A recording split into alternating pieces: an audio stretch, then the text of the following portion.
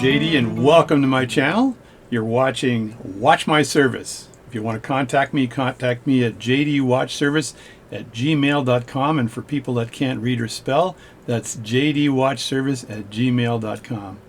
So today we're going to be reassembling a Dingwall, I love that name, Dingwall pocket watch. It's around a size 12. So a little story behind this Dingwall pocket watch. Here's the face of the watch, and it says Dingwall on it. Look at that. So this Dingwall pocket watch is basically put together by a jeweler in Winnipeg, probably around 1950.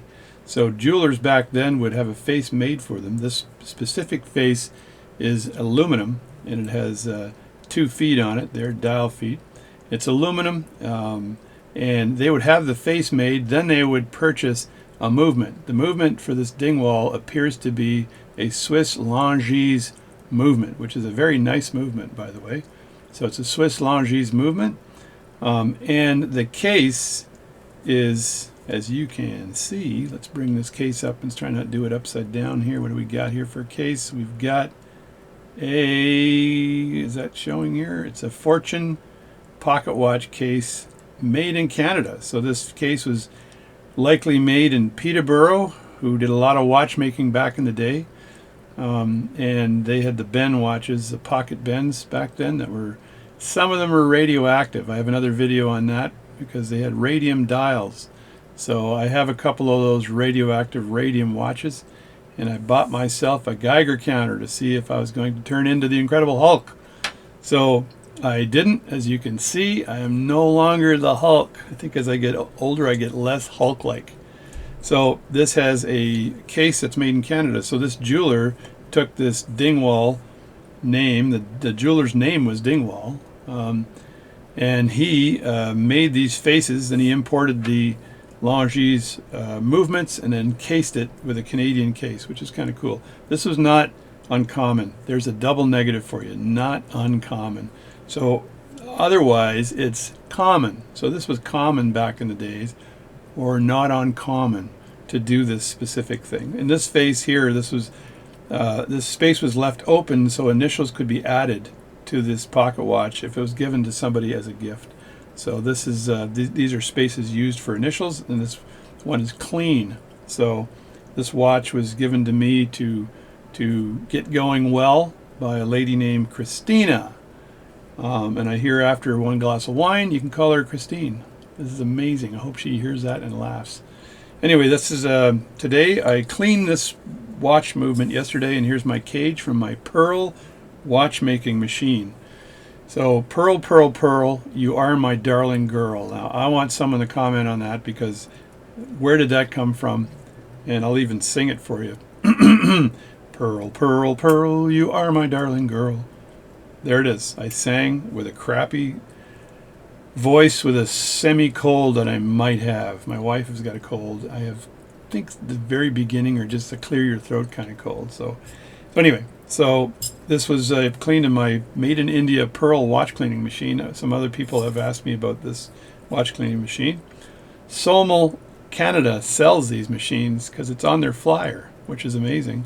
I got this off of Etsy, and I paid somewhere around $1,500–1,600 for this watch cleaning machine when I throw the taxes in and import. So, and I bought it from India. It came with a made in India plug, so it has the three round plugs on there, and it needs to be a 2 and 1 round North American. So type 2 versus type 4, I think. So I just cut the plug off and put on the right North American plug, and it seems to work fine. The only problem with that watch cleaning machine is the rheostat for it. So I'm using rheostat as a term because it is a rheostat. And I think it's made for 230 volts as opposed to 120 up here, even though the machine said 110, but some dude took a sticker and stuck it on the machine like, this will work very well. And bam, he sticks the 110 on there and says, I hope everything works, because it's a motor and it's a rheostat and it's a timer. So I think it just runs, the motor just runs at a different speed, maybe, I don't know. But the rheostat needs flipping. But today, so I cleaned this in here, and these are the cages. So I'm going to uncage the watch, and I'm going to reassemble this watch. So, and let's see how well this works. And just in case you're curious, I do pocket watches. I do work on pocket watches. I said do. And my son years ago said, somebody said I do that in a meeting, and he said do. He actually said do. So I do pocket watch repair. I make parts. I can make balance staffs. I can make some interesting parts. I can't make wheels yet. You need a wheel making machine. I got all the books, but I can't make wheels yet. So I do, and I can make, I do it again. I can make jewel settings. So I've shown how to make jewel settings. I've actually done this by hand with gravers. I have a jewel setting making tool, and I may make a video on that today. Today is New Year's Day. So if you're watching this and it's the 5th of January, you're watching a YouTube video that's 5 days old, or 4 if you count the 1. So it's a YouTube video, and it's old if you're watching it, and it's not today, but it's New Year's Day, so Happy New Year's to everybody. So it's 3 2s and a 0 right now, so 2022. So that should be really easy to remember for 99% of the population. What year is it? It's 2022. It's a lot of 2s. So Happy New Year. I'm going to be making fixing watches and doing videos probably till the summer, and I'll slow down in the summer. So if you have any questions for me about watch repair in general, you can contact me at jdwatchservice@gmail.com, as I said before. Another little tip here is when I play my videos or make my videos, I have this picture of these books behind me. Some of the better books here, there are the Watch Repairs Manual that you see on the far left. And it is by Fried, Fried, which is hopefully not how he looked after New Year's. Fried. So, and the Practical Watch Repair is the second book from the left, and that's by DeCarl. So Donald DeCarl. Very good books. These two probably are the only books that you need. I do have a lot of specialty books on working with hairsprings and regulating watches, and books that are specific to actually poising balances and all kinds of fancy stuff that I sometimes end up doing. And like I said, I do make jewel settings on my lathes and other crazy things that I have to make when I repair a watch. So I also have a good sense of humor. So you can get a hold of me at jdwatchservice@gmail.com. So let's get on with the disassembly of the parts in this watch and get on with the whole job of reassembling this Dingwall pocket watch. Give me a D for Dingwall. Guy's got to be British, okay? Alrighty, here we go. So we've got the pearl watch basket here, and I've got the Dingwall watch parts in that pearl basket. So I'm going to empty that basket out. Here I'm showing you my airy loop that's on my set of glasses, and my glasses are prescription glasses where I took the glasses and I put some 3s in the bottom and some 1.5s in the top. So there's my watch check, and that, my friends, looks like a T with a sew on the end, I think, something like that. Anyway, it's a similar watch, but it's a Saint Martin watch, gorgeous watch. So I sped all this up because there's my watch, my airy loop here that's gorgeous. That's the old loop I used to have. And again, I have the 2 lenses on that glasses as well. So I have the bottom's a 3 and the top is about a 1.5, and then I've got the loop that comes over and it's a 5. So we're going to empty the basket now. And I've got 3 different main compartments on the basket, and these little mini baskets that I got at cousinsuk.com. And I'm able to, I'm taking the main parts at the bottom of the basket. I'm just plucking them out one at a time, and then I use a screwdriver in there to wedge into the little tiny baskets to get the tops open from the baskets, because they're pretty tight if you don't do that. So there we go. Remove that little tiny top off that and dump the parts. I'm going to do that with all 4 baskets, and this video will slow down a little later. I had a problem with the audio, so I'm overdubbing this part of the video instead of going super slow and just boring the hell out of you. So So I'm just dumping the baskets here and and getting the parts organized. And I'll move those parts out of my way, like I'm doing right now, and that's so they don't stick on my arm and end up on the carpet. This is a lesson I learned years ago. All the little screws, all the little parts, get out of my way, boys.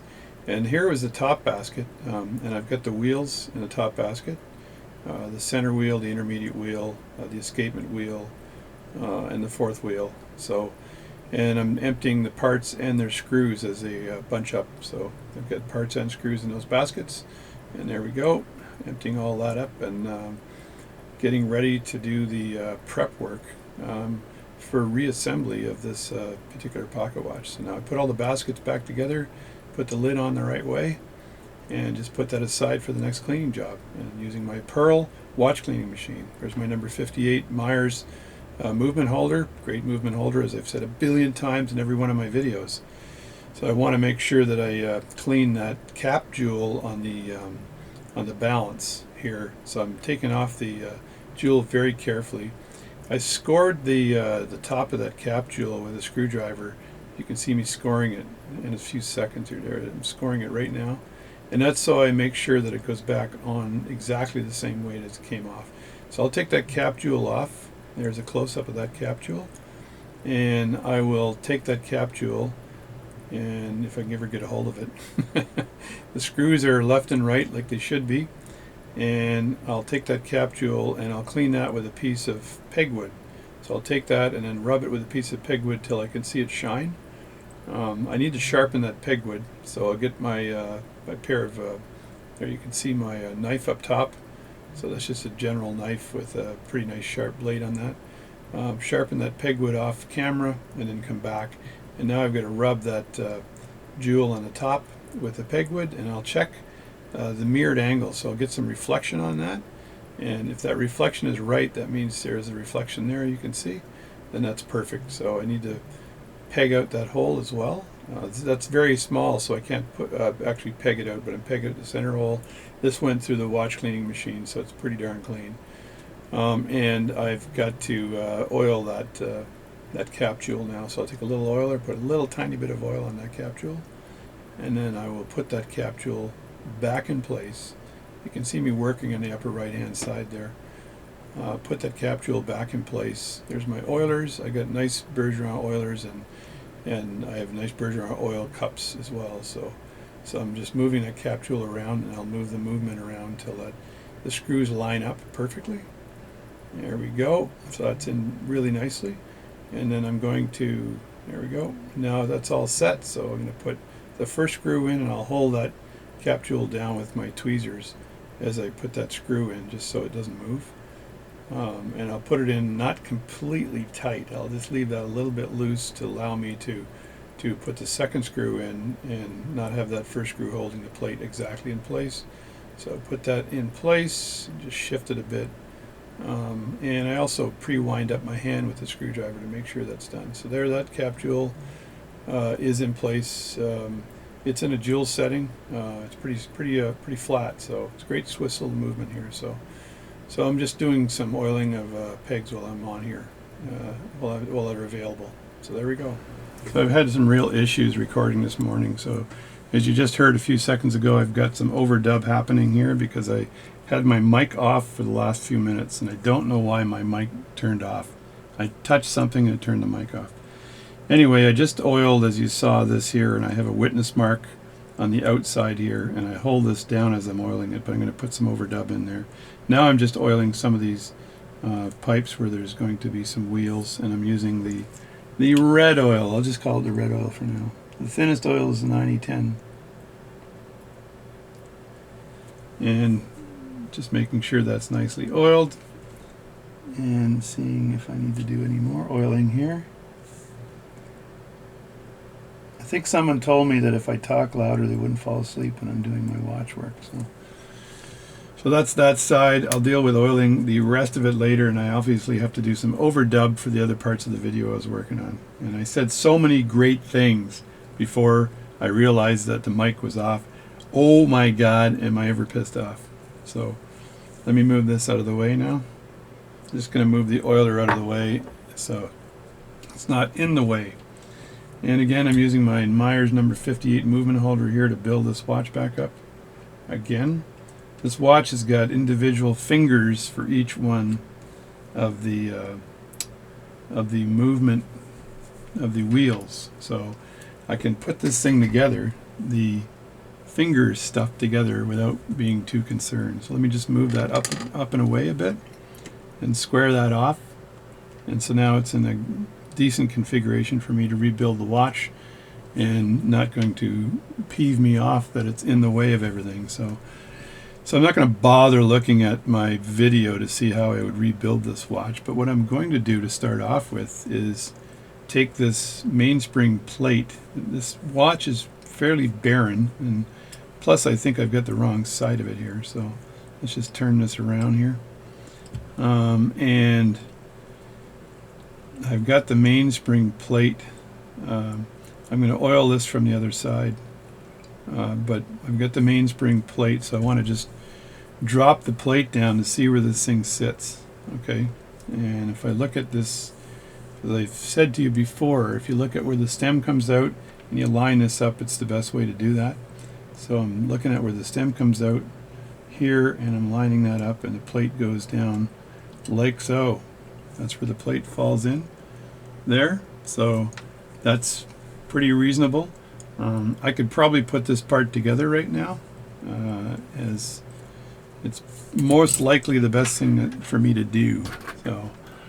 So let me see. Let's just get this out of here. There's little adjustment marks on the plate to pop them out too, so you don't spend too much time trying to pop the plate out.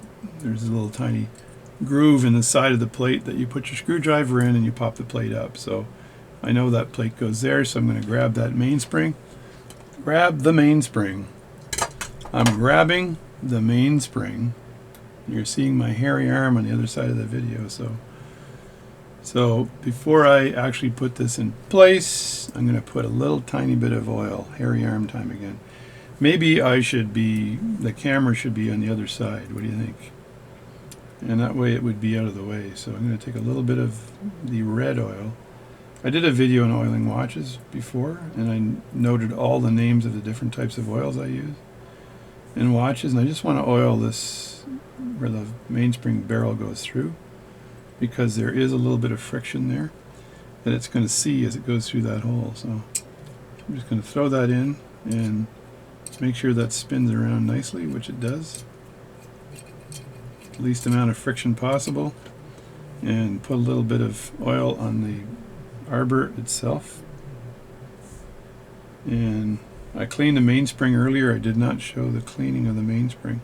Sometimes when I do watch repair, I don't show all of the things I've done, because you guys have seen everything. In some cases I don't want to show anything because I'm super focused and don't want to blow it, as they say, right? So I think that I've got to now reassemble the stem. I may have to take a look at a picture to reassemble the stem, because it's probably a complex little stem. They've always got their little hiccups, these stems. So they go one way or the other. So it's in this case, I believe that this part of the stem falls through the center. Maybe I'm wrong. Maybe I'm not wrong. No, I think I'm wrong. So that part does fall through the center, because I can see that there's little, if you can see the little teeth on that one side right there. Come on there, focus, boy, focus. It's a good focus camera, so you can see the teeth there on the left hand side. So those teeth are for the ratchet wheel, and those teeth should go there, which means this wheel should go on first, like so. So this wheel goes on first. I'm trying to put this on without getting my hands in the way of the camera. So there we go. Just poke this on like that, and I poked it on the wrong way. Poke it on again, and that goes like this. There we go. And then the next wheel that has to go on is the crown wheel. Is that what it's called? The crown wheel. It looks like a crown, so it must be the crown wheel. That's this wheel here, and I just have to make sure that these ratchets line up. So these ones on the right hand side would be the angled ratchets. So that would be going click, click, click, click. and it should line up like that, like this. So I've got it on this side lined up this way, and I may have to turn this because it's square on the inside, so I'm just going to grab this here and then let it fall down. There we go. So that's that, and then this would go in as a complete movement here. It would go in like this, except I have to make sure that that ratchet is on the other side. So I would move that over until it's kind of lined up, and then get my thing out of the way, my thingamajiggy out of the way. So that goes like that, and then there's a spring right here, and the spring has to move out of the way like this to make this, to allow this to fall down into place, right, like that. So I'm not sure if that's correct or not. I think it's correct, and I'm going to look at that very carefully now with my lens on. Yeah, it's not too bad, and I think it needs to go a little deeper here though, which means that this is not lined up properly. Get another pair of tweezers. These tweezers I have, they're black on the end because that was when I was doing some work with some stuff. Yeah, this has to rotate just a bit because this is a square, and it needs to go in a bit. So I may have to take this up a bit. Oh, there we go. And this would go. I'm trying to line it up here with my eyeball, and I need to move the bottom part over to line that up. So I'm going to go off camera for a second to do that. Alright, it turns out that it is lined up. I had it lined up after all. And I want to do a little bit of oiling of this. So again, I'm going to use the red oil. I'm going to have to replenish this red oil just to make sure wherever there's metal on metal friction, I've reduced it a little bit by being a good person. So, and I want to put a little tiny bit of that in the gears too, but not a lot. And you put it in one area of the gear and it'll spread around nicely, so there's no problem there at all. And I've already oiled the cap jewel on the lower balance, so we're good there. And yeah, and these jewels here I can oil after from the other side. So I think I can put the plate back on right now. So let me see if I can align that plate and just place it straight down and see what it looks like.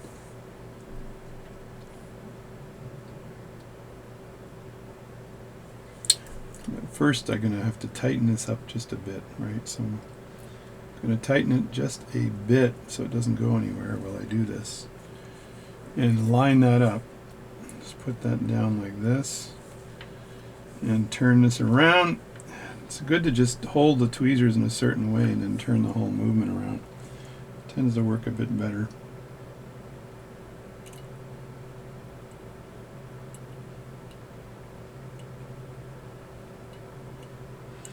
Now if I could see the stem on the other side, it would be a lot easier. So like this, I just look at the other side, place that down, and it'll find home in a second here. Or will it?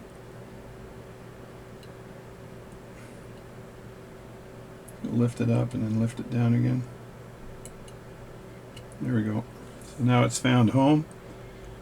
I should be able to push this down, but know what I'm missing here, folks? I'm missing the center wheel. What are you doing, mister? So I can't put this down yet. I got to throw the center wheel in first. So center wheel, where are you? There you are. What are you doing? The center wheel was elusive. The old elusive center wheel. So I don't believe I have to deal with the other ones because they have, each one of them has a finger. So that's the center wheel. Now this is going to be a lot easier to line up because I got to just basically line the center wheel up first and then line up the seconds part. So line it up like that. Where's the center wheel? There it is. Cats and dogs living together. And line this up. There we go. And this should go down nicely. And then when I look at this, I look at the edges to see if there's any spacing. So I look here, and it looks like it's flat down. And I look here, it also looks like it's flat down. And then I'm also going to take a bench key, because I'm not sure whether this is going to work or not. I'm going to take a bench key. I'll rotate this around so I can get access to the stem mechanism. And I'm just going to move this back and forth slightly to see if it works.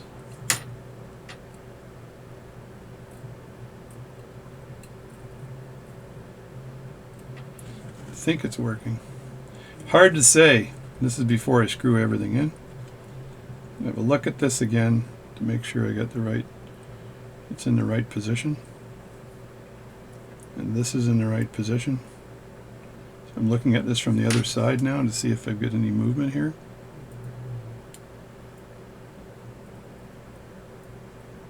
This seems to move nicely. Now what it's not doing is springing back, so I don't know if I've got an issue with that spring. But I might not. So I'm going to see if when I put this together, I'm not sure whether I should have a look at this again, just to make sure that there's no issue. So this is pretty common. I almost said not uncommon, but it's pretty common to put something in and then just test it like that and find that there might be an issue. I don't know if there's an issue or not, but I'm going to remove it from here just to have a quick look at it to see if there is any issue. So if I pull this straight up just a bit, come on out, come on out. There we go. And I look at this position here. I'm going to look down here to see if this is in properly. It all looks kind of good, right? Of course, I moved it all out of position. Oh, there we go. That's good. This is good. This is where it's supposed to be. The spring is not, it's basically supposed to be here, which is perfect. But then the stem is supposed to go all the way through, which should do that. So there shouldn't be an issue here. I'm trying to think of how this thing comes through, though, and pushes here. It's a mystery. The mystery continues. So you've got the trials and tribulations of watch repair. If I just stick this in here for a second. One thing is I don't have the right bench key. That doesn't help. Seeing if I can find a smaller bench key and if this works. There we go.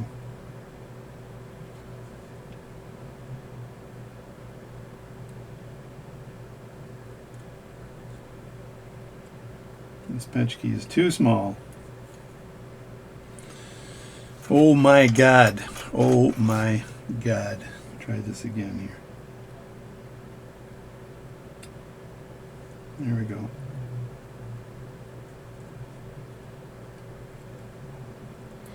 This is turning nicely. I'm just curious why this wouldn't be all the way through.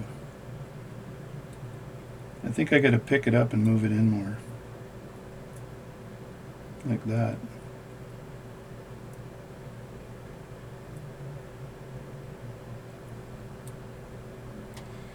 I believe it needs to be flush. So I'm going to play with this to make sure I've got this part of it flush. Yeah, there's a little knob down below here that I need to have that moved in with. So the stem work is probably the hardest work to deal with because it's just so picky.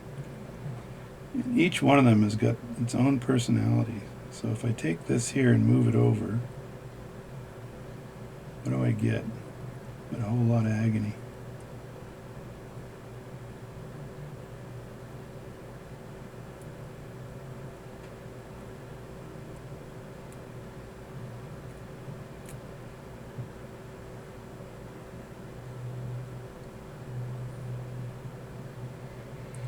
So that looks like it's in place properly. And then this looks like it goes down like that. There. Now that looks like it's perfect. So if I can keep that in place and put the lid back on, I may have a winner. It may be winner, winner, chicken dinner. So let me just lower this here. I should have gloves on both hands, right? Or not. Or no, as they say. So I'll just throw that down like that. This goes down like this. I'm just going to do it loosely, I think, and it just falls down.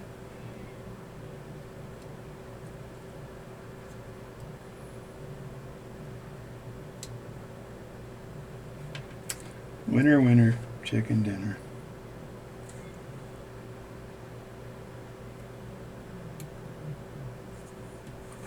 So there we go. That's in like this. And then this goes in. I'm just nudging the gears here a bit, because I think they go down like that. And this side is in, but the other side is being a bit of a pain. I think it's just the angle of the peg or the post on the bottom here. Now it's down, and it's down here. Now if I look at the action of the it's more stem work. I think I'll speed up the rest of it because I'm doing more stem work here than anything. Now I'm going to go to the open part of this Myers movement holder so I can get a good grip on the stem. And you can see what that stem looks like on the end there. And there was a little bit of playing to get that done properly. But I don't have it screwed in yet. But I just want to make sure I get some action here on the stem. There. See, I'm pushing the stem in and turning this. And then the stem should come back out again. So let me see if I can get that stem to come out. That's winding one way. And there we go. And then it's released. I think it's released, and then there it is there. It should push this back out again. So when I push that in, it should come back out. So I'm going to put a couple screws in here because I think I need to. So screw those down a little bit, and then I'll play with that to make sure it's good. Put this screw in here, and again, you got to be very careful with this so that you don't break anything. So I think I put that all in place. I just need to put 2 screws in here. I don't need to put them all in, because I want to flip this around and make sure that the action of the setting mechanism and winding mechanisms are actually working. That's what you got to do. I was told that I got to be more active and lively in these videos. I think some people make these videos and don't show any of the fallacies of what they've done. The mistakes they've done in the videos. They just show everything working perfectly. So that's there, and if I push that in like this. Alright, so that would be setting, winding, setting, so it moved out this time.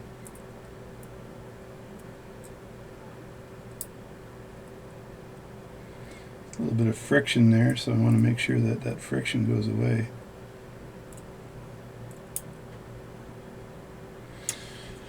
So what I'm going to do is apply a little tiny bit of oil here and to these parts to make sure I've got the least amount of friction possible so that this mechanism works properly.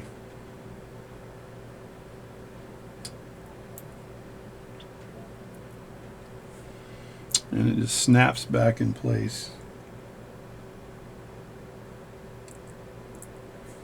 I think I said to you before that I may or may not be taking this cap off here. I didn't want to take it off because it's full of springs that might cause an issue. But once I get this watch assembled, it should snap back and forth without a problem. That spins around no problem, and this should force it back without a problem. So let me try that again.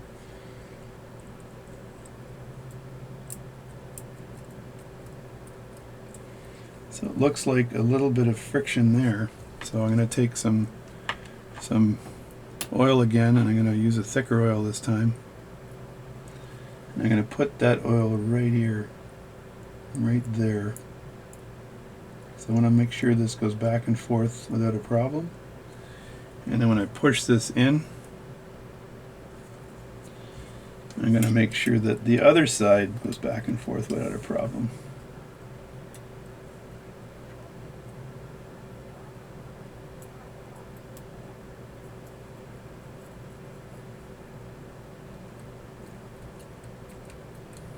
There we go. That's nice. So that's the action I want right there. So let me show that to you up close. There it is there, and if you see when I press this in, it's springing it back really easily. So we've got great action there. I put a little bit of oil on this post right here that was causing it to jam just a bit. So that comes back and forth nicely. So no problem there. So I can set the watch here, or this is winding the watch. And then when I turn it the other way, this will be, no, actually this is winding the watch. This is winding the watch.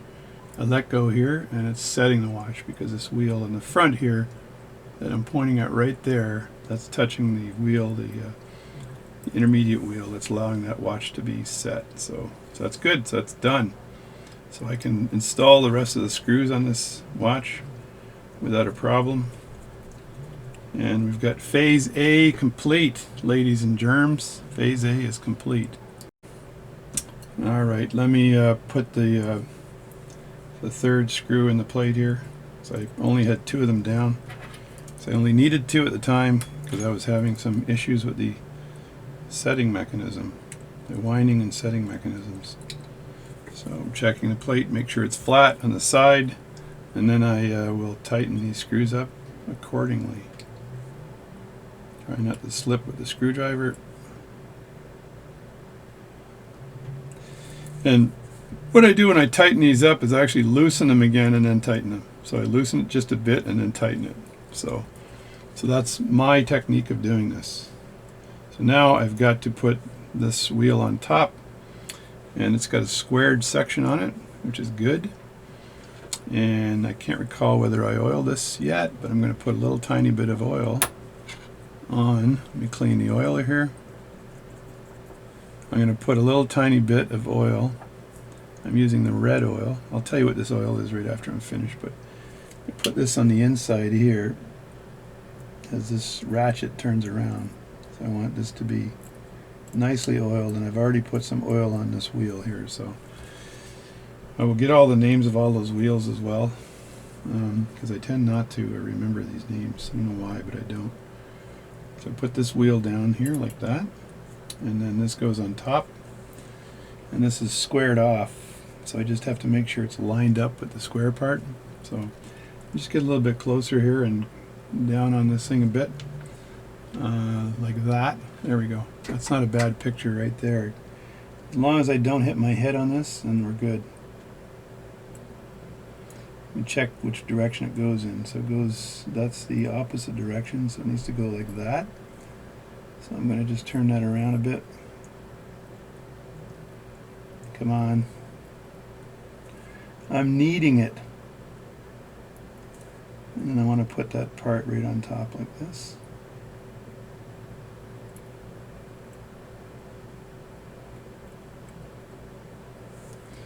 Line that up like that, and this should turn nice and freely. Line that up again,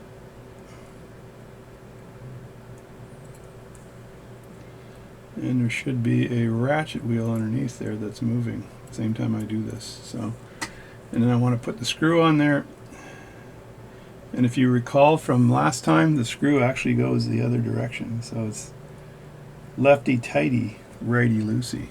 So, and again, be very careful with this, so I don't screw anything up here.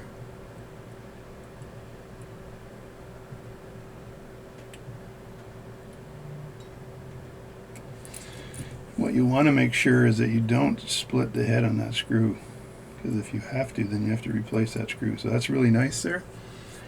And while I got it in this position, I'm just going to hold it down with my glove finger and just do a little bit of Rodico along the edges here to pick up any dirt that might be on the edges that wasn't there before. And Rodico, like I said before, is man's best friend, so this does a great job at cleaning things up. That's beautiful right there. And I'm pretty anal retentive about my work, so I try to make sure everything is absolutely spotless to a degree, right? So that's pretty good there. And now I can put the this wheel together, this wheel on here. Now, can you guess what this wheel is called? I'm going to get my book out in a second and look it up. Somebody said in order to repair watches, you should know the name of all the parts. So I'm a bad boy, Abbott, because I keep missing the ratchet wheels and mixing them up with the other wheels. So this wheel here is probably not what I think it is. So I get the click out of the way like that and put that down. I lift my hand up and I can put the screw in place. So again, my camera gets in the way of me grabbing, that side camera is getting in the way of me grabbing screws. So just put that in like that, and don't oil the screws. You do not oil the screws on a pocket watch, otherwise they will not stay in place. So now I'm going to screw that in place. Let me just readjust that here so you can see what I'm up to. And this screw goes in this way here, no problem. I hold this plate down with my finger while I tighten that screw, and it should move. So let me get a toothpick out, and that's moving nicely. So if I wind that up just a bit, the whole nonsense should move just a bit. I don't want to do that a lot because it'll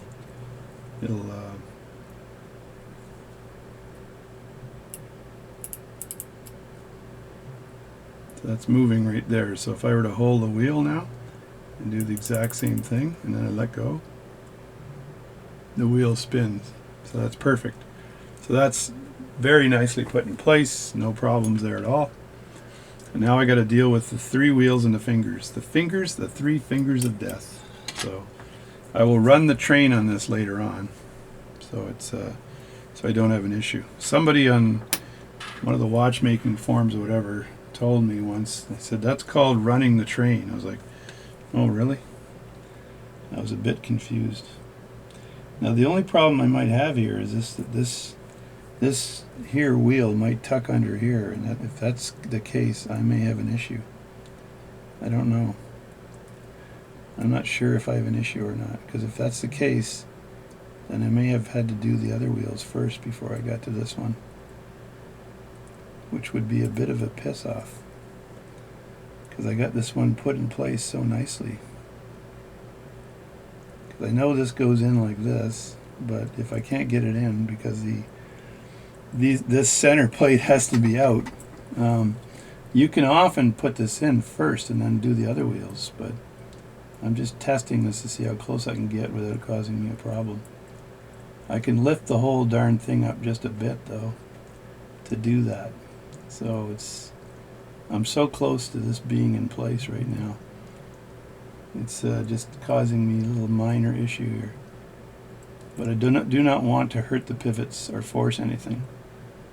So if it doesn't fit, it doesn't fit. And if that doesn't fit, then I've got to go and play with this again, which is what I think I need to do. Which means I should have put the fingers in place first and then done this after. Man, it's so close. So close, but so far. I'm looking at that lower pivot thinking, Jesus, one little millimeter, one little tiny nudge and that thing is where it's supposed to be. Oh. But, you know, I could put this in place, but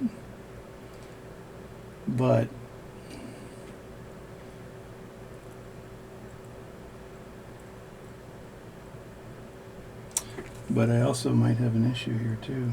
So, oh yeah, I think I can get that in place. Hang on a second. I just don't want to have to redo this whole thing again.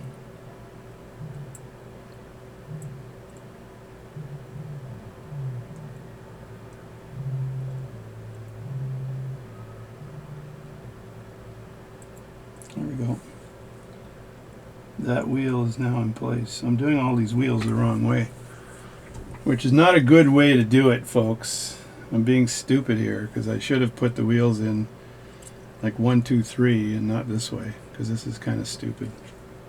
Because now I've got a wheel here that might not work.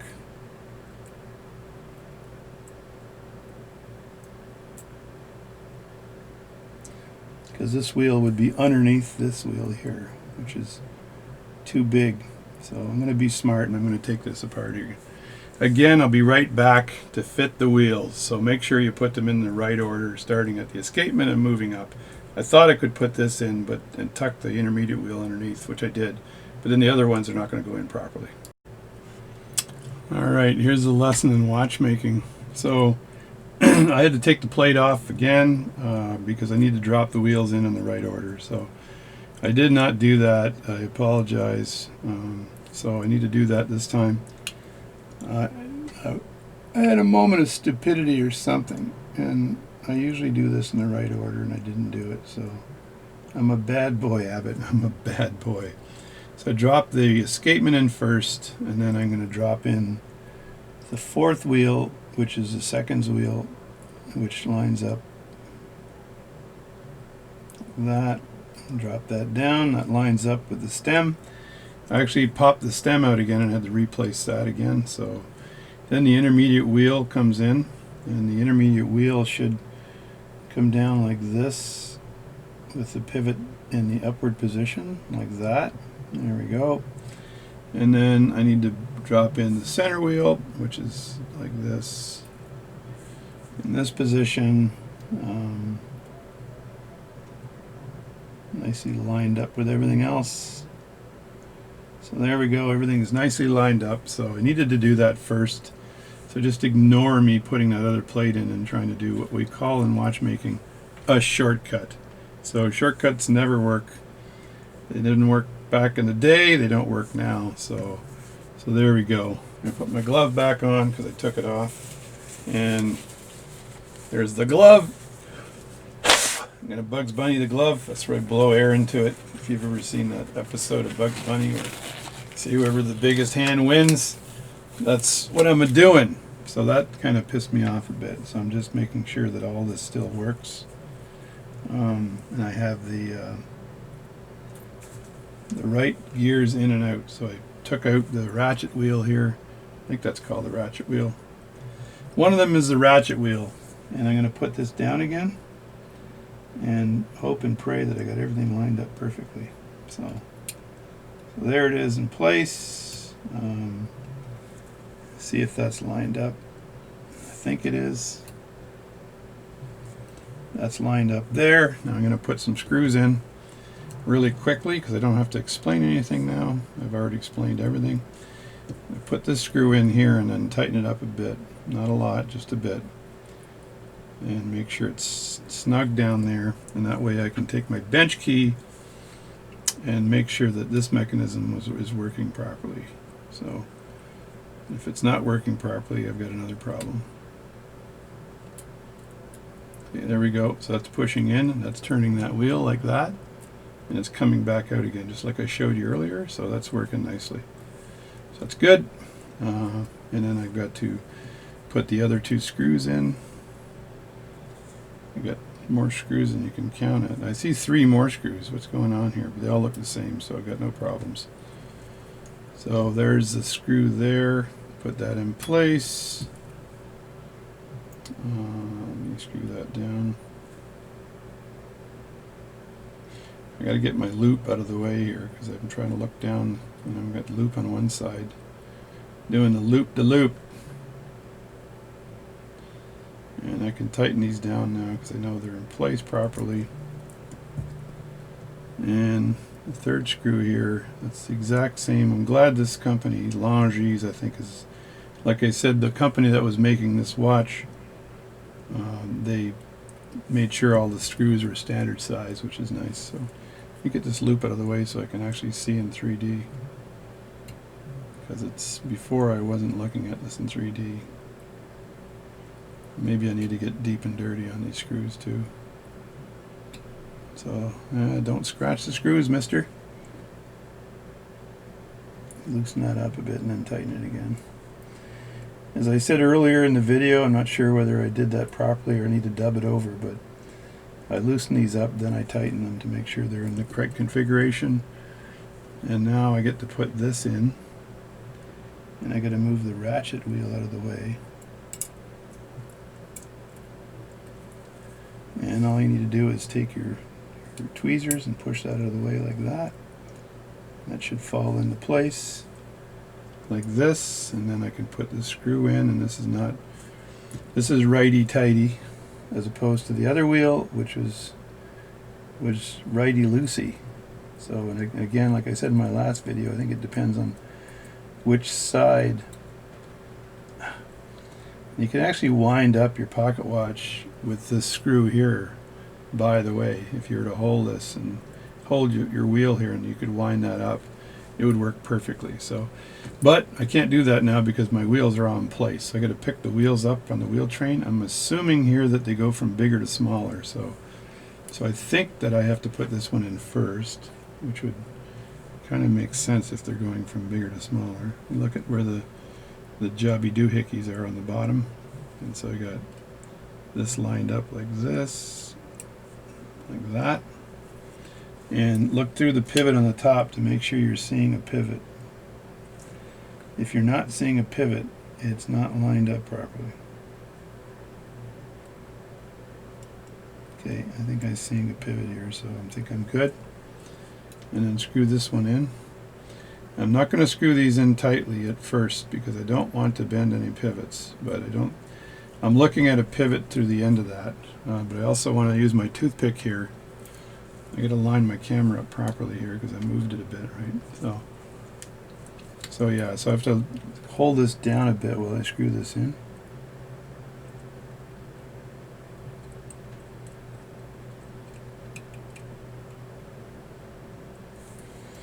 And I just want to make sure this is loose and in place, basically. That's finger 1 and finger 2, and I didn't tighten this up a lot. Even though it looks pretty flush, I don't want this to screw up. It's a joke. Screw up, get it?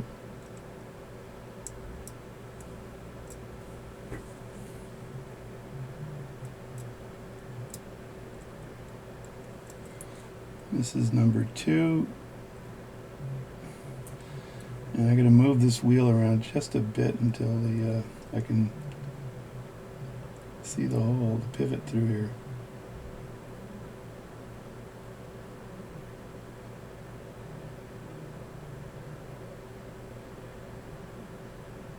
I can see it wandering around the jewel here, but it's not sticking into the hole here.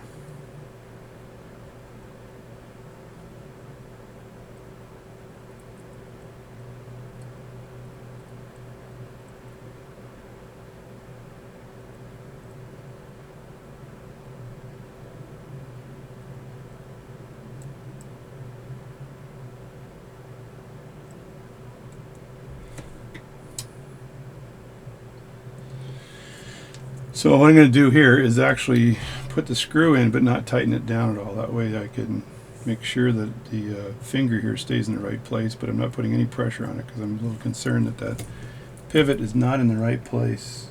My first one here I can actually see the pivot sticking out, so there's no problem there. So this one here I will put in place but not tighten it. It's ever so loosely loosened. And then I can look at this from behind and have a look at what the situation is here. So it looks like it's rocked over just a bit.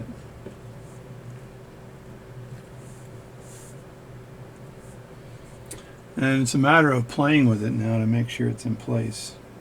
Playing with it under camera is not a fun thing, but Oh, there it is. So I just saw it poke through the hole. And let me move this around here a bit. It's still loose, so it just poked through the hole. I'm looking at the top of the pivot. The bottom ones were already put in place, and this is the, and if I screw this down, it might ride the pivot up. So I want to have my tweezers down as I tighten this, right? Make sure this is still, yeah, it's still loose, which means I'm not putting any pressure on this. This is still loose as well.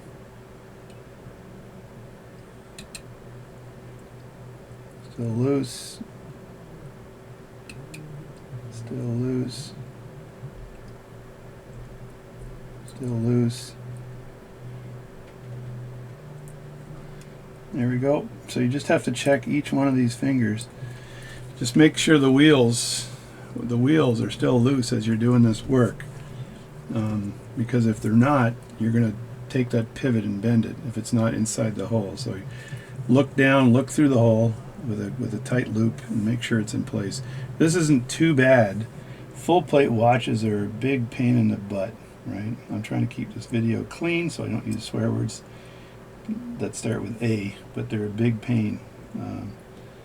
Only because I think this is already in place here.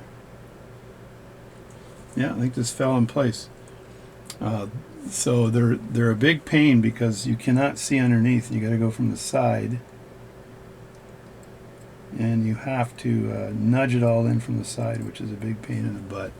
So there you go. So let me just put my thing down here. And I'm still upset that I had my mic off as I started the reassembly of this pocket watch, because I was saying some things that are critical and perhaps even humorous a bit. So now that I've got everything in place, I can run the train. And that running the train, I will put a little bit of pressure. Let me just take this off like that. I'll put a little bit of pressure on the center wheel with my finger, like this. And I'll wind the watch up just a bit to see. I'm using my thumb so I can push down on this movement. And I just want to put a little wind on it and let it very carefully spin down. So that's running the train. So if you do that, you can put a little friction on the center wheel, right? And then let it go, but under control. Because you don't want to run the train and let this thing just spin out super fast. It doesn't work that way, so you shouldn't be doing it that way, because that'll cause other issues. So that's running the train. Now I want to put the pallet fork back in. So let me grab this pallet fork, and I'll pause the video and start it again to do the pallet fork. So now, as I said before, the pallet fork is a very critical part of the operation of the watch. And this pallet fork is clean as the get-go. Clean as the get-go. I'm going to smudge the end of this in Rodico.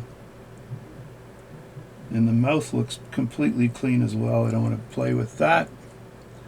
Now you can clean this pallet fork in lighter fluid if you want to. I didn't do this in lighter fluid because I just inspected the pallet fork to make sure that the end of the pallet fork was clean, and I've got to have the guard downward in this pallet fork. So I've got to flip this thing around, and I'm being clumsy right now, but I flip this thing around and have the guard downward. So I'm trying to do that right now without screwing up. So once I've done that, then I can put the pallet fork in place. There's no better camera angle to do this at, I don't think. But so I'll put the pallet fork in like this.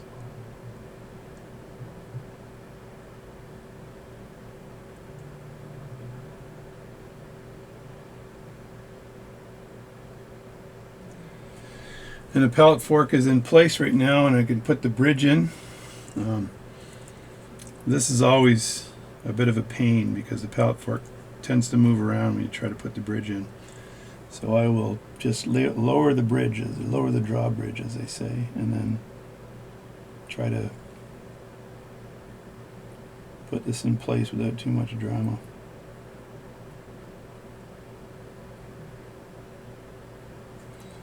Put that down like that and then nudge this over.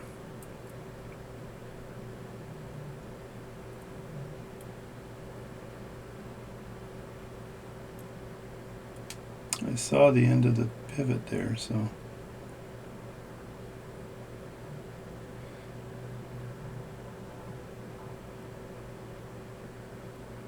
alright, so what I'm going to do here is put the 2 screws in very lightly and just confirm the operation of the pallet fork as I do that. So grab the 2 screws over to the side. I think I will move this camera out of the way and put it on the other side facing this way. That way my hand doesn't get in the way as I do work, because I think most of my work is done from the other side. So which would make better for filming, I think. This is your fall asleep video, okay, for you people that use my YouTube videos for sleeping. There was one guy that said that he watches it with one of his kids and it helps him fall asleep. And then some other dude said that you should make more noise in your video because it's causing us to fall asleep. So there seems to be a trend here, and the trend is sleeping. So it's hard to not do this and talk and not use your golf voice. So there we go there. I don't know if that pivot is in place. Is that in place? It looks like it's snapping nicely.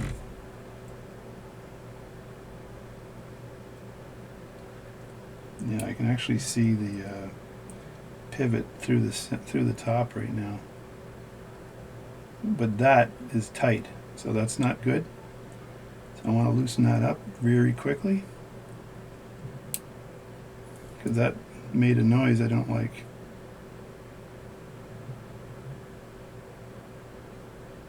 Let me have a look at that. Make sure there isn't an issue here. Loosen this one up a bit.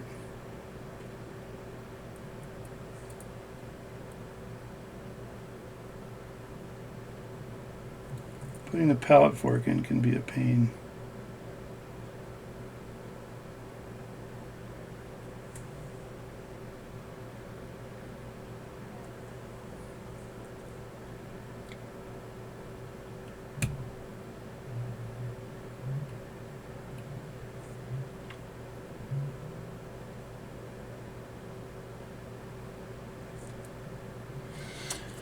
Man, oh man. Yeah, when I put the pallet fork in, you got to really watch the silly pivots on these pallet forks, because they get ruined pretty easily. The trick is not to tighten things up too much, just to lower it down and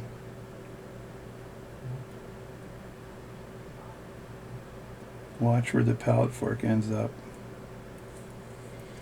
And I always check to see if it's going to come out of that hole there.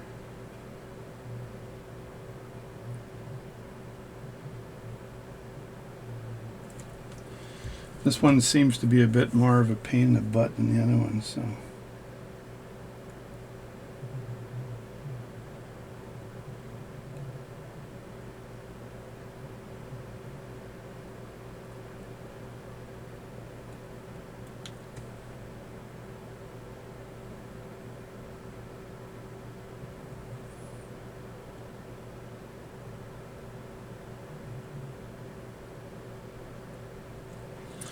I'm going to just turn this video off while I play with this pallet.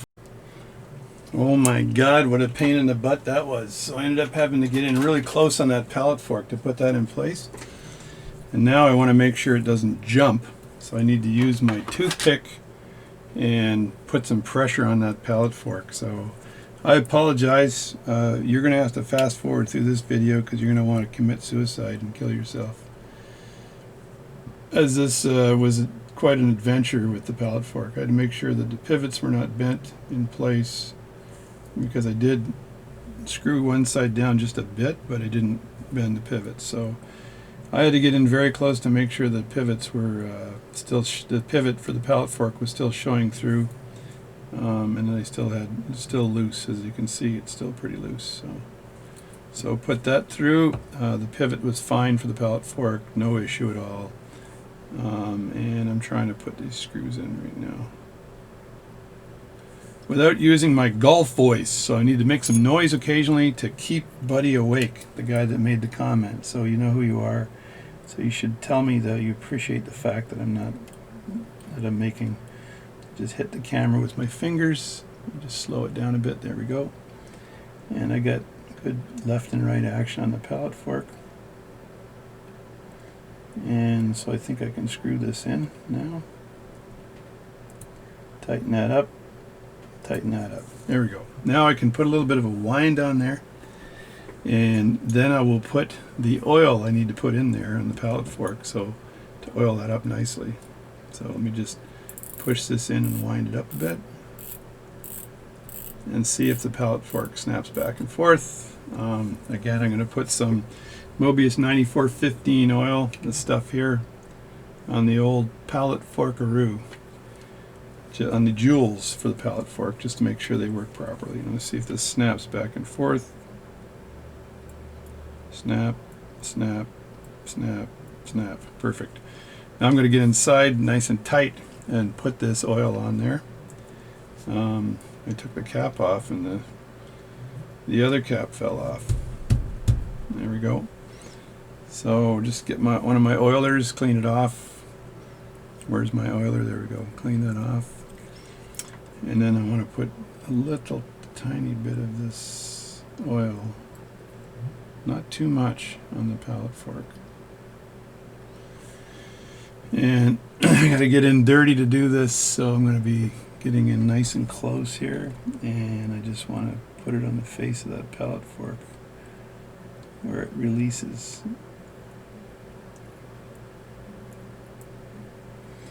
On that side and on the other side. I think that should do. And just to make sure that the oil transfers to the fork, I'm going to put a little bit on the feet too.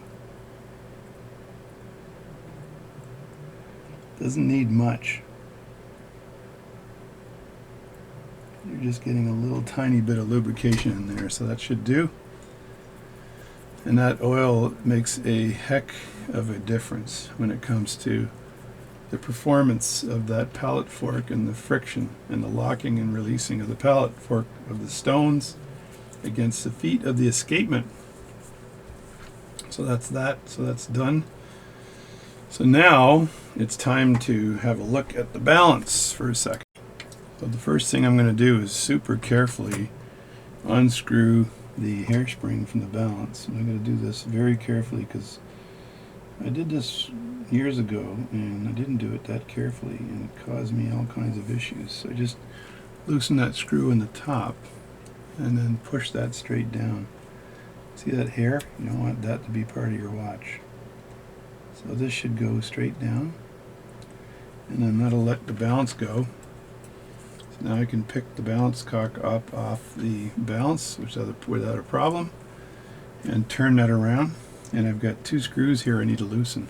So what I've learnt to do, which is kind of a neat little technique, is I can loosen one side and then just rotate it. Should work. Should work if I take the spring off, maybe. Because I want to oil the inside. So I can inject the oil, but I'd rather do it this way. So let me see if I can successfully do this. So when you're working on the balance cock here, you got to make sure your fingers are not in the way of the... Let's see, which one do I want to loosen? I want to loosen... If I loosen this one here, I can rotate that out of the way. See how this works here. So I don't want to touch that one. I may want to take the spring off of it, which is completely relieving the tension from it. So what I'll do first is just relieve the tension off of this spring here by wheeling it all the way out. And I think this is a Swiss Longines mechanism that was borrowed, I'll say, from the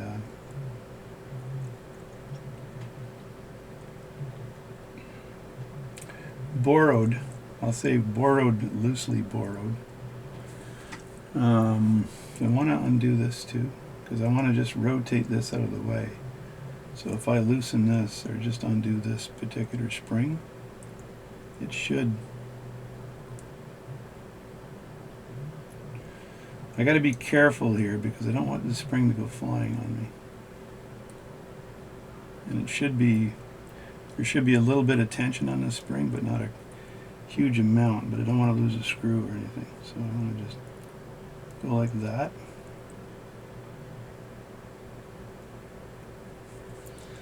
And now the screw is out of the spring, and the spring is out of the way. So the spring has moved over the top, which is probably a good thing, because I might be able to put the screw back.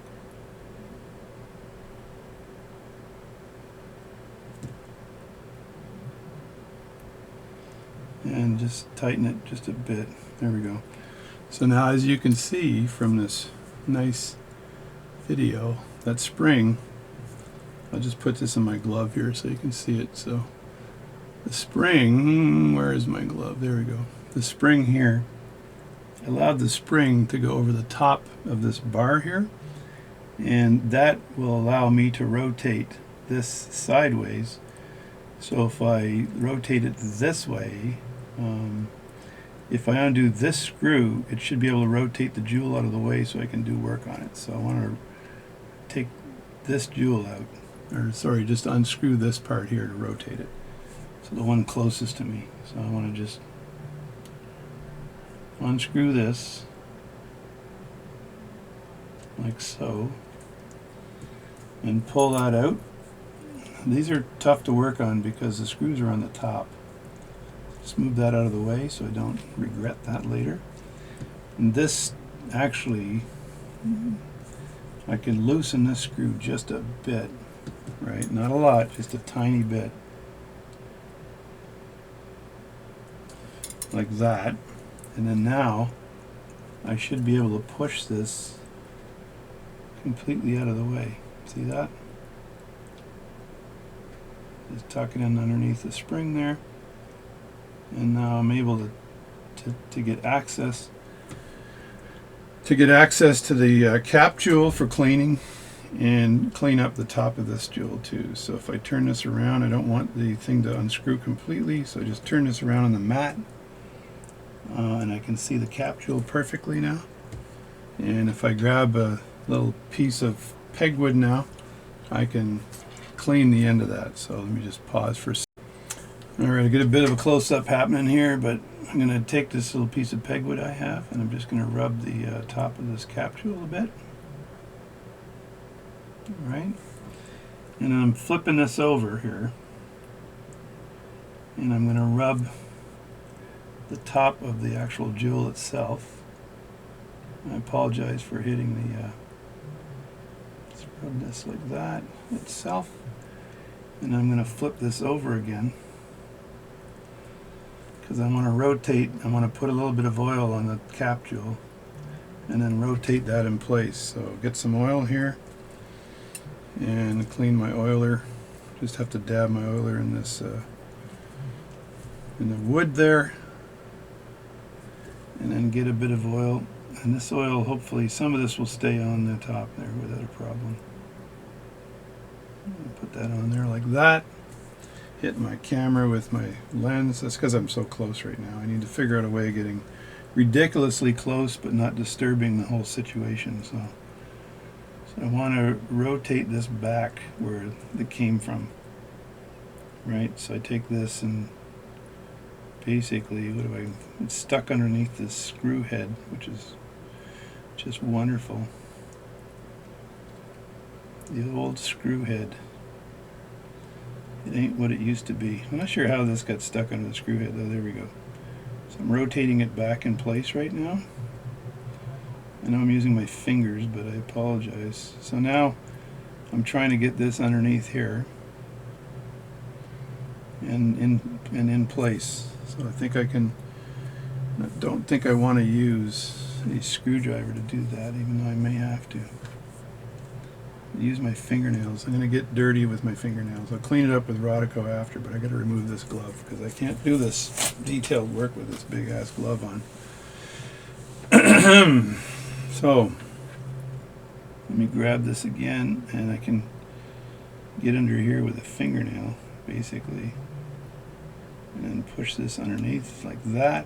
Sorry about hitting the camera again, but you're getting the benefit of close-up video, or are you?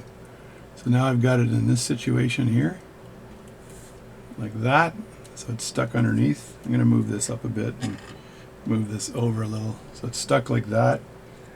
And now I just have to move this over to the edge. I think I can screw that in right now again, because I can see the hole, so I can take a toothpick there and line that up, and then take the screw that you had before, and I can screw that in place right now, because it's not going to make a difference. So I'm going to screw that in place while holding it, which is oh so difficult. Well, maybe I'll just drop it down here on the mat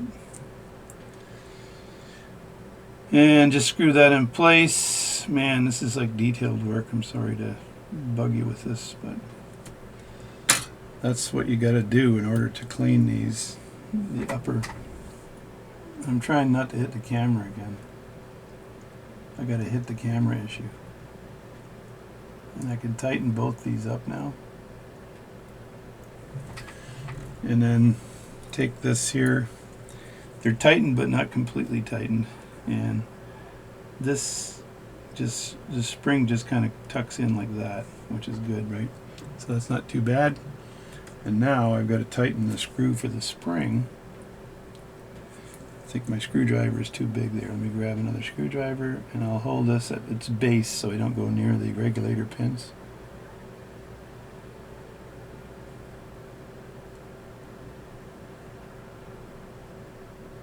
And it should be fairly tight right now. That's good there. I'll just check to make sure this one is also tight. That's good there. And then flip that over and tighten the bottom two here. That's tight there, and that's tight there, and we are in business, folks. Now, before I put all this together again, I want to make sure that the regulator arm is out a bit. So I'm just going to move it. Actually, I can move it out after I put the hairspring back. So, but everything seems to be working, good working condition. I'll Rodico that later to clean it up. But now I've got to put the hairspring back in. This hairspring, there's the hairspring on top of the movement holder, like that. That's a pretty good video shot there. And this is a thing of beauty. So this has been cleaned up. I took this and I dunked it in lighter fluid. So this has been lighter fluid like my other hairsprings I work on. But I'm going to just tap the pivot here, just to make sure there isn't any leftover dust from anything I've been working on.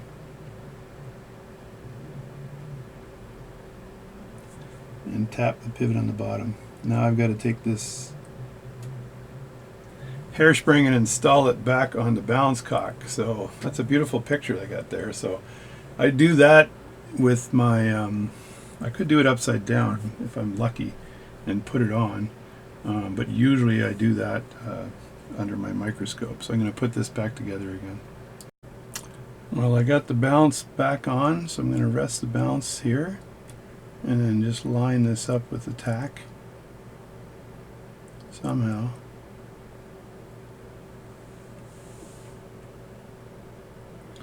Like that, and then I've got a pin vise here that I've got to remove carefully. So just remove this pin vise ever so carefully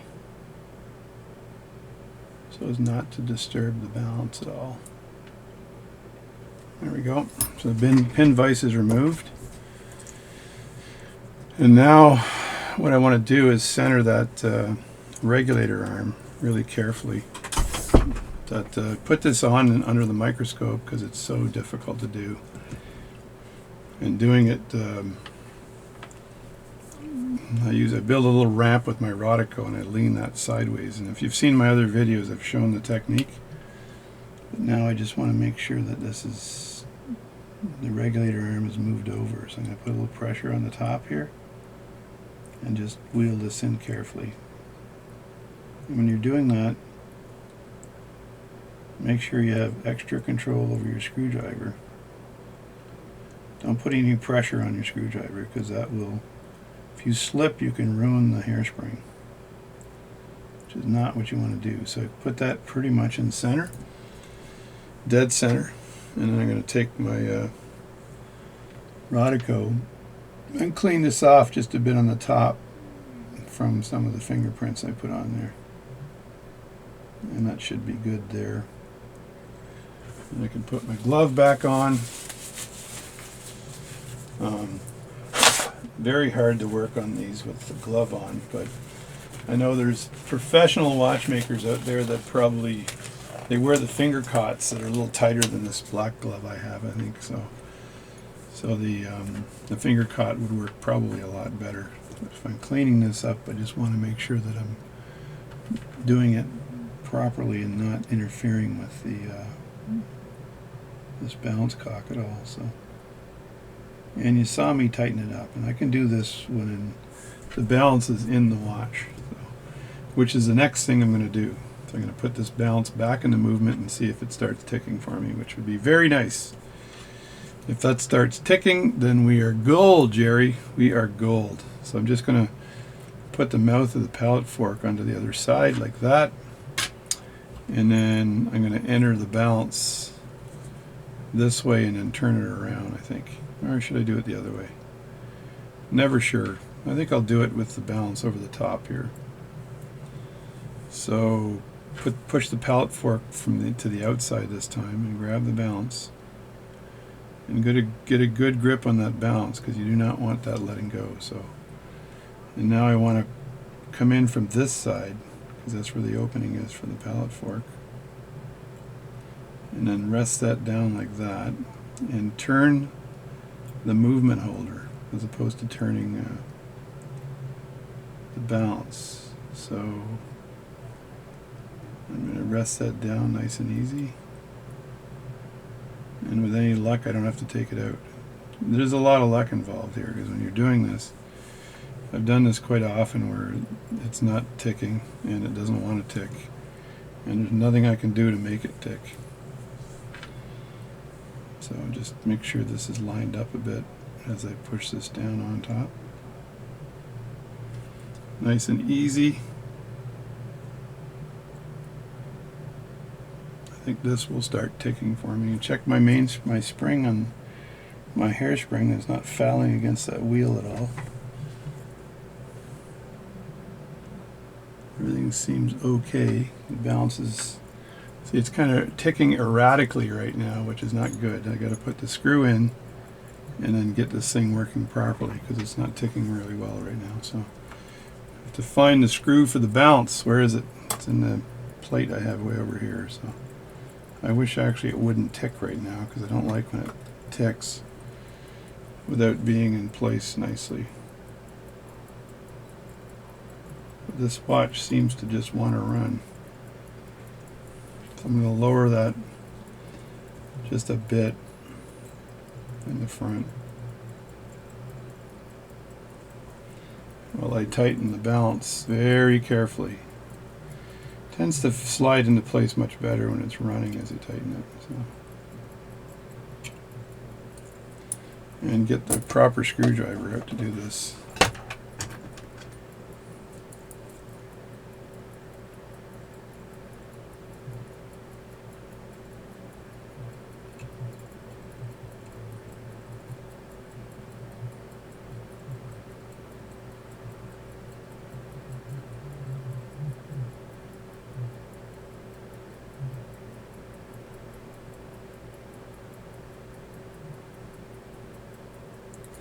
Perfect. So I had this thing running while I was lowering the balance bridge, which kind of aligns it as the thing is going around. So I'm going to take a little video picture of this balance ticking away to see what kind of amplitude I'm getting here. because it looks pretty good. And I'll show you what the amplitude is. Let me just stop and start my video here and then start. Let me start this video here, and there's what my amplitude looks like.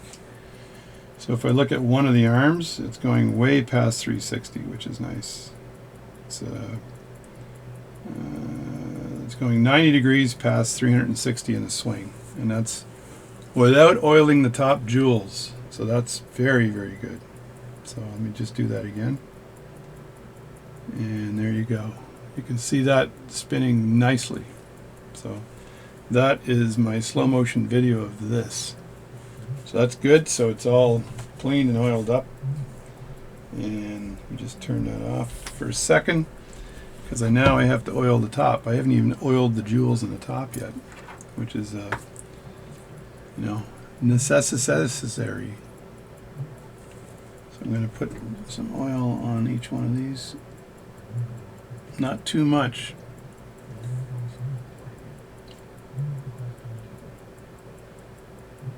Just enough to fill the cup just a bit, right? You don't want to over oil it.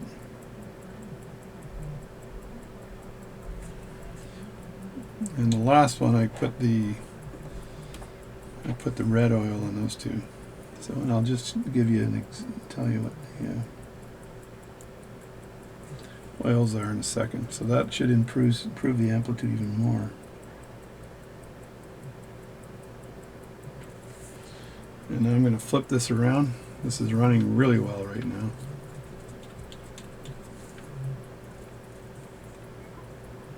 And hit the camera, of course. Flip this around and keep my fingers away from anything that could be a problem. So I want to put that bounce kind of in the center right now, but I can lay this down flat on the mat and nothing gets in the way. And do a little bit of oiling from this side.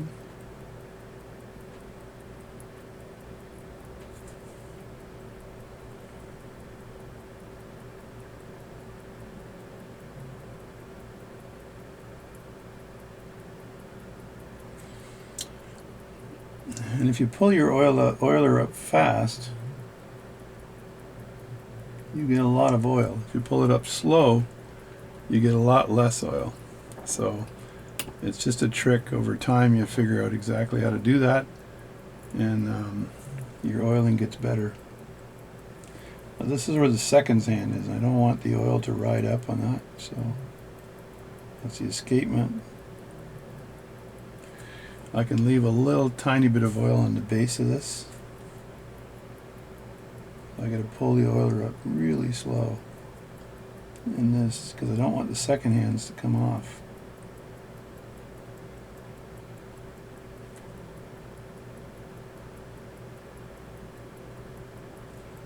Just like that. That is running really nicely, which I'm very impressed with. So cool, as they say in the business. Now where's that ticking? Keep my fingers away from that ticking stuff. This thing is working nice. Listen to that.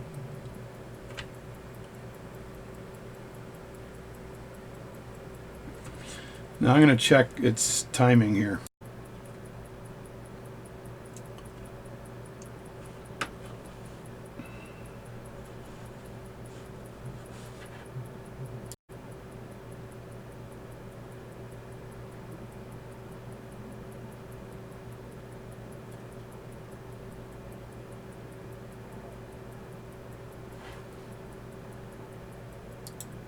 So you can see my, I've got a 308 degree amplitude, which is amazing. Minus 40 is my rate, so I can adjust that ever so slightly. So why don't I do that? I'm going to turn this movement around. You guys can't see what I'm doing here, but I'm just turning the movement around and see if I can speed that up just a bit. It's at minus 40 right now. So I will, if I look at my, I'll just move this E-timer up a bit in my scenes and close-ups.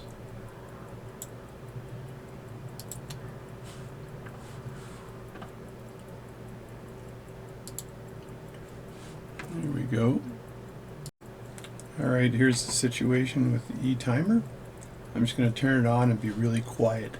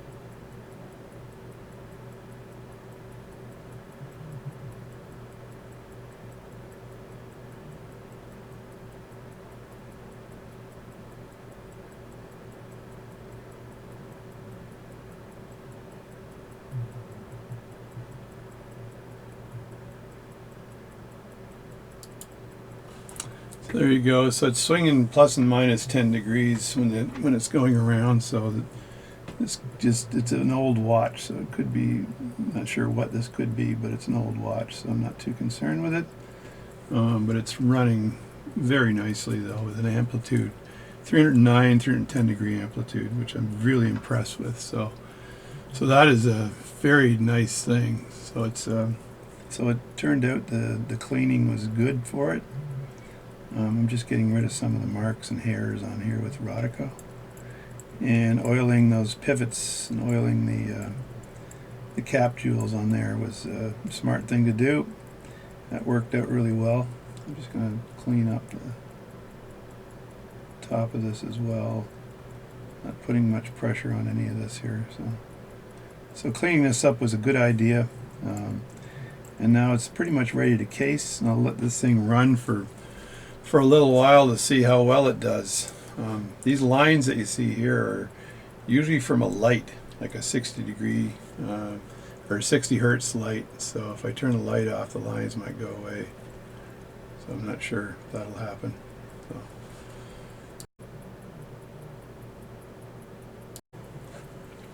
All right, that's that. So let me put start putting the watch together here, and just remove this. And I need to put on the dust cover onto this watch. It should just fit on nicely like that without a big problem.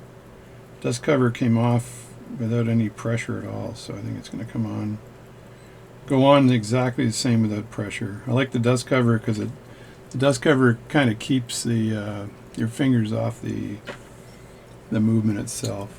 So that's that. We just dumped the hands here. I got some other stuff here that I got to figure out what it's for. Let me just turn this watch around a bit because I took some stuff off that I haven't put on again. So I'm going to turn this upside down and put this back. And it's actually some of the hour setting stuff. So it's some of the wheels here. So it's a memory lapse, I'd say. Because I've got a couple of wheels here that I need to put back in place. And I'm not sure if these are exactly the same size, but I know one of them is here. And the other one is here.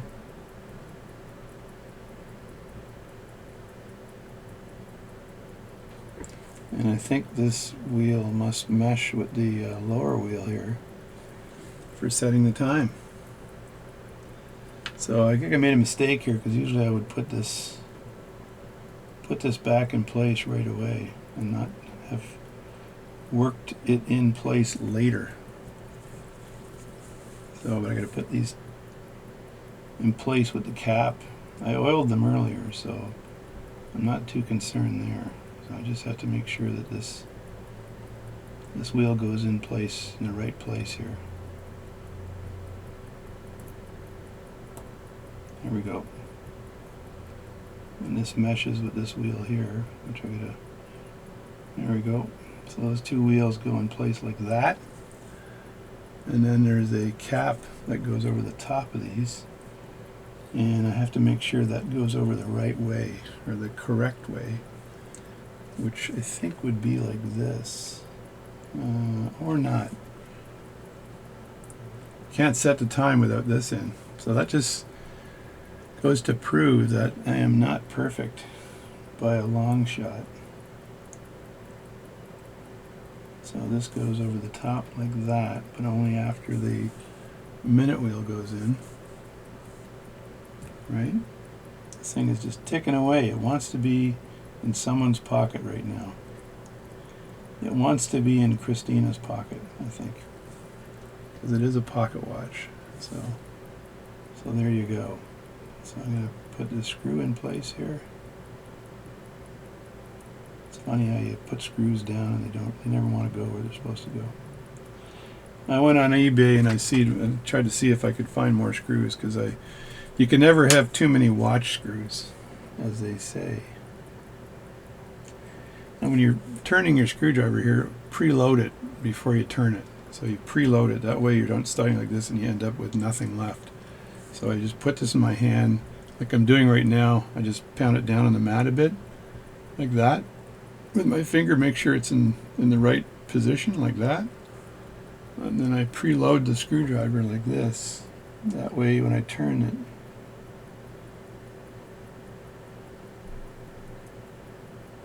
I don't run out of thread when I first start. So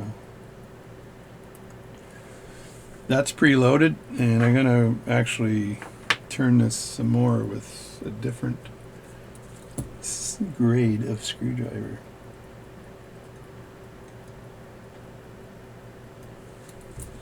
There we go.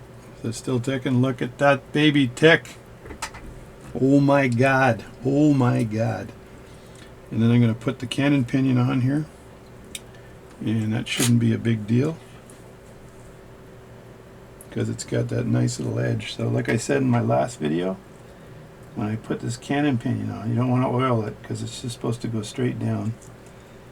And I want to make sure that the gears are properly meshing, which means I look straight down on it, and let me see, right around there should do the trick. And that just went pop, so you just push that down, and I always check to make sure the watch is still running, and it is still running strongly, very strong. And the Cannon Pinion's down now, so I just have to take the very clean hour wheel, throw that in, make sure it's meshing with these gears here too. Now it is. And then, as I said in my last video, I've got the this here prevents, this washer, dial washer, prevents the face from going in too low. So this face, actually, to get access to the screws for the face, I may have to take off that dust cover again. But for now, I'll just drop the face down, and I'm looking for the seconds hand, which should line up perfectly with this. There's the seconds hand. And so the face goes down, straight down like this, like that. And I know for a fact that I tighten those screws again, so that won't come out or on. So I got to loosen those screws. And I know this, all this stuff's going to fall out on me when I do that. So I'm just going to take this aside, keep away from the, look away, keep away from the thingamajobby-doohickey, and then I need to loosen those two. I just use a screwdriver in here to take this dust cover and move it off, shift it off a bit. And then if you can get your fingernails under there, it's nice, but I just use a screwdriver here, and I just rotate it, stick it in the groove and rotate it. And that should be enough to remove the dust cover, like that. And I look at where the legs are, and there's one here, so I have to take that screw and loosen that screw. And I know I tighten them a lot.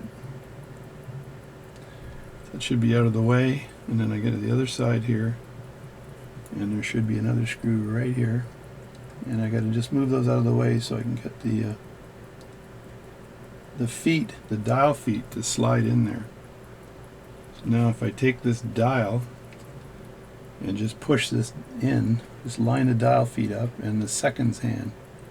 Got to make sure you have that seconds hand lined up nicely, or you'll screw that up. So I'm lining this up now, and the dial feet like that.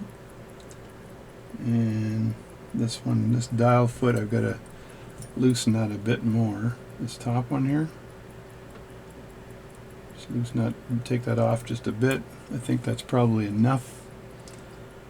And I need to push that down a bit, or something like that. There we go.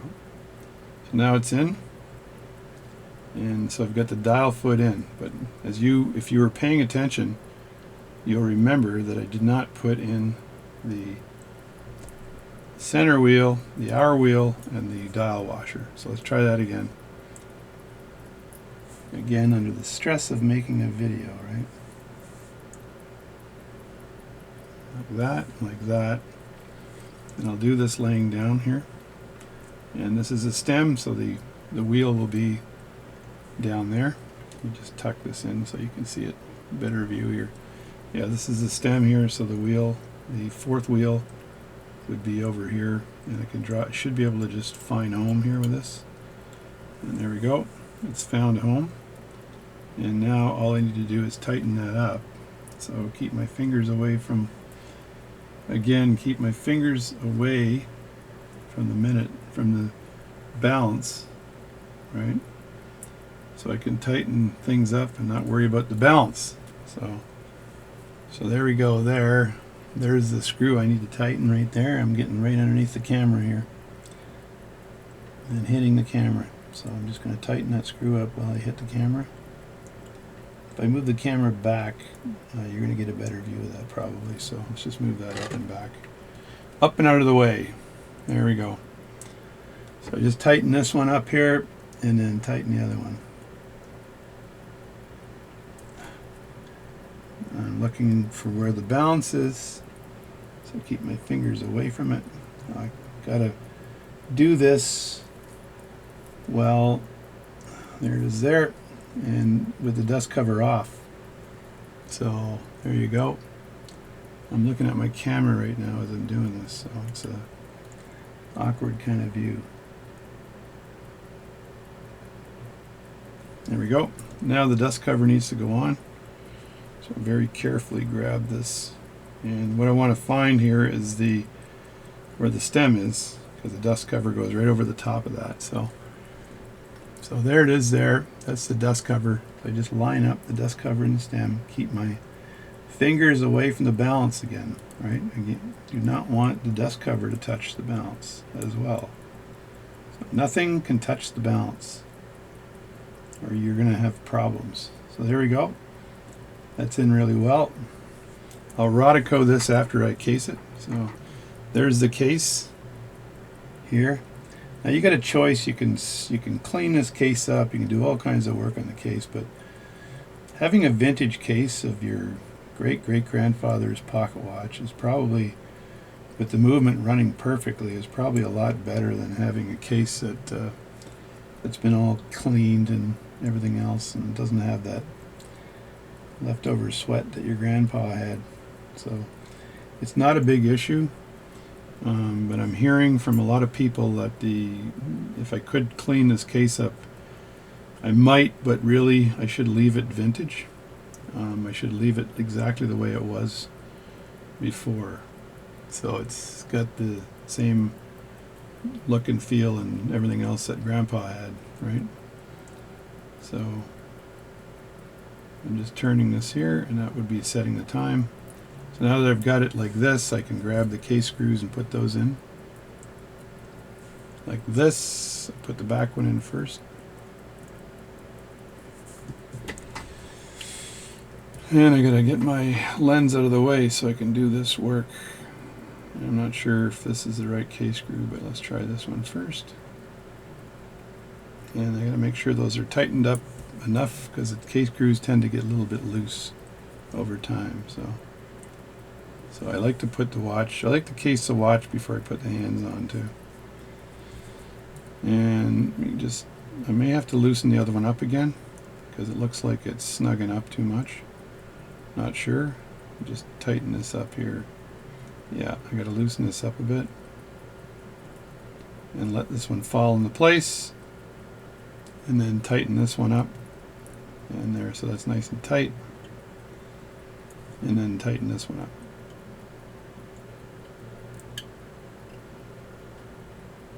Perfect.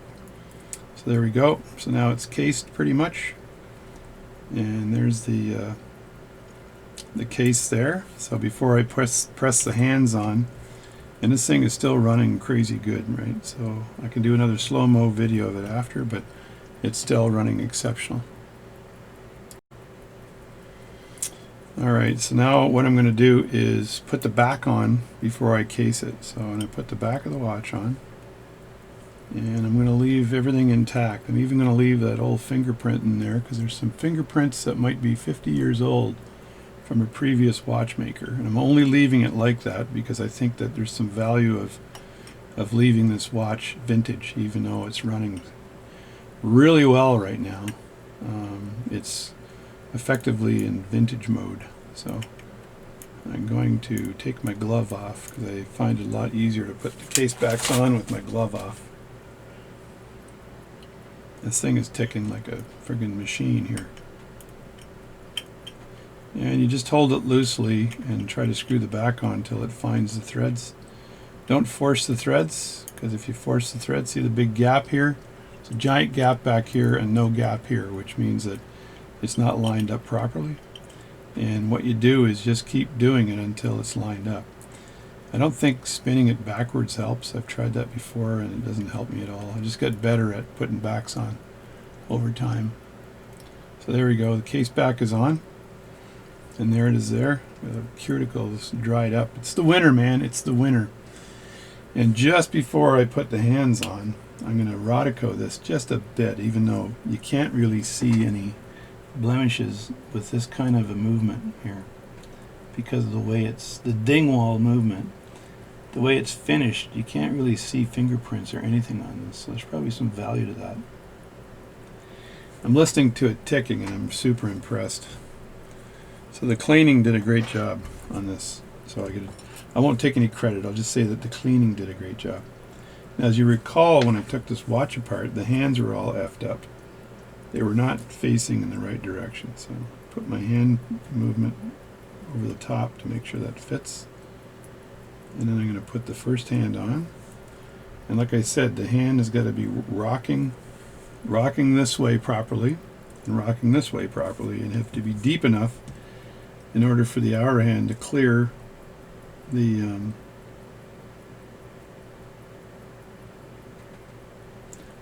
second hand. So I look at it like this from the side, and I can see that it could go down a little bit more, I believe. I'm going to switch hand pressers here and press this thing down and then flatten it up a bit. And there we go. That's nice right there. And it looks as though that the second hand is perfectly in the center, which is nice, of that hole. Because if it's not, then you've got other problems. And I'm really, like I said last time we did this, I'm really anal retentive, so I'm going to try to get this hand as close to 12 as possible. It's actually, the hour hand is just before 12, so I'm going to make the minute hand a little tiny bit after 12.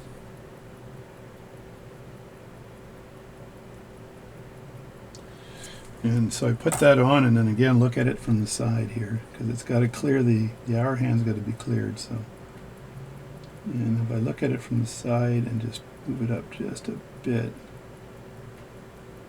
it should clear the hand. So now I can, and right now it's kind of touching. So the end is touching there, which is not good.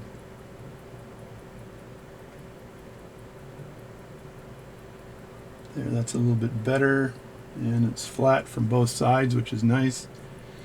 And if I turn this around, let me see again here. It's pretty friggin' close to the face. I don't like it that close to the face, and then the end of this hand is bent down considerably, so I might bend this up just a bit, because I think this is bent down way too much. And I think probably a previous watchmaker might have done that. But I'm just going to put my cloth down on here so I don't put more fingerprints on here. And I'm just going to very carefully work the tip up just a bit.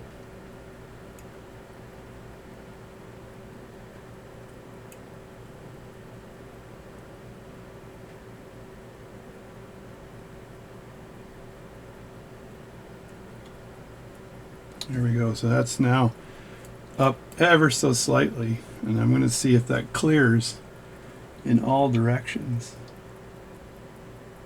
It still looks like it could rock back a bit, though. Still looks like it could rock back just a bit.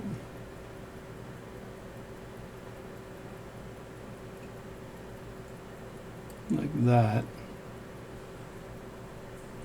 Now if I turn this around, so you got to look at it from an angle, so I'm going to show you guys what it looks like and see if it'll focus for me. Move that in like that and then like this, and as it comes around like this, you can see it clearing the hour hand nicely as it comes around.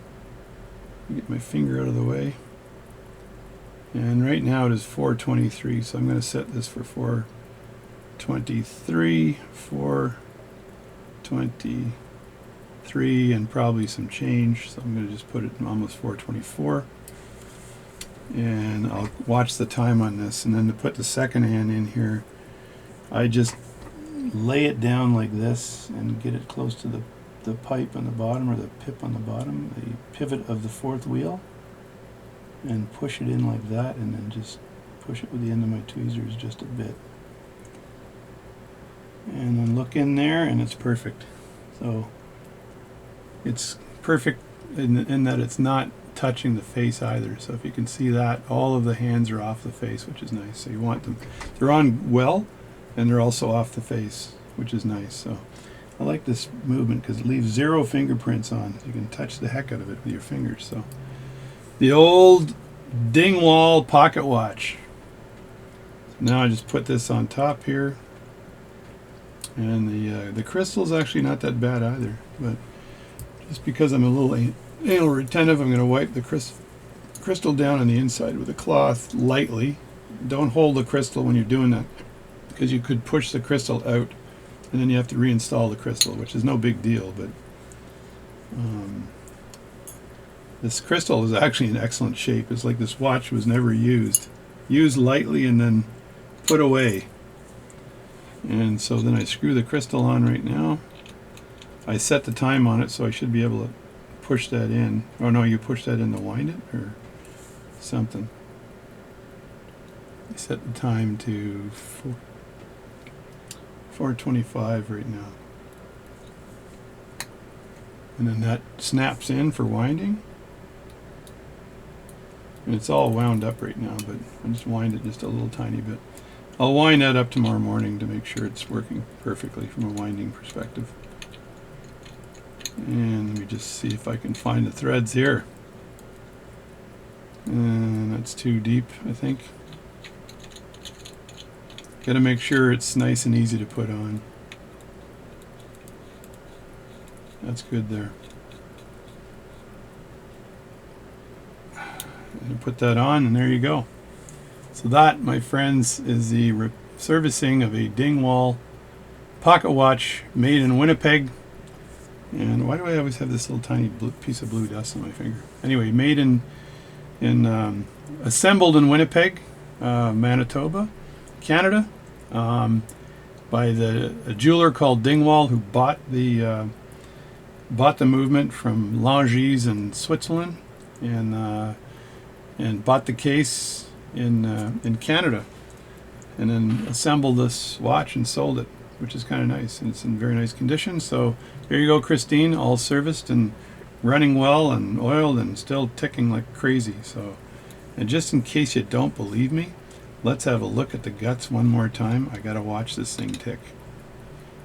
There you go, folks. Ticking like crazy and pretty accurate, but we'll check that in the morning. And this is a 15 jewel. It's 4 adjustments, which is pretty good. So it's a high-end watch. You can tell by the regulator. The regulator is a pretty high-end regulator here. The one I had to move out of the way, right? So there you go. Thanks for watching my video. And sign in next time, and please subscribe to my channel. Sorry this is a long one, but you have YouTube, so you can just fast forward anytime. There you go. So Dingwall, thanks a lot, and I'll see you later.